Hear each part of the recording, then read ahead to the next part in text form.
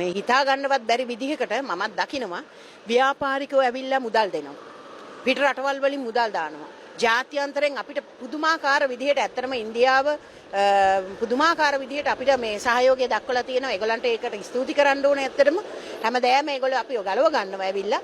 ඉතින් අපි දකින දෙයක් තමයි තිබුණ ආණ්ඩුව වලට වැඩිය ගොඩාක් මේගොල්ලන්ට ගොඩක් ජාත්‍යන්තරයෙන් මේ උදව් උපකාර තියෙනවා. ඒකට හේතුවක් ඇති. මට හිතෙනවා මේ හේතුව සමහරට ඒගොල්ලන්ට හිතනවා ඇති මේගොල්ලන් හරි ට්‍රාන්ස්පරන්ට් විදිහට වැඩ කරනවා කියලා. ඉතින් මට හිතෙනවා ජාත්‍යන්තරයෙන් සහ මේ රටේ ඉන්න ව්‍යාපාරිකයන්ට යම්කිසි විශ්වාසයක් ගොඩනැගිලා තියෙනවා කියලා මේ රජය ගැන සහ මේ රටේ මේ ජනාධිපතිතුමා ගැන ඒගොල්ලෝ ඇතුළු කට්ටියම.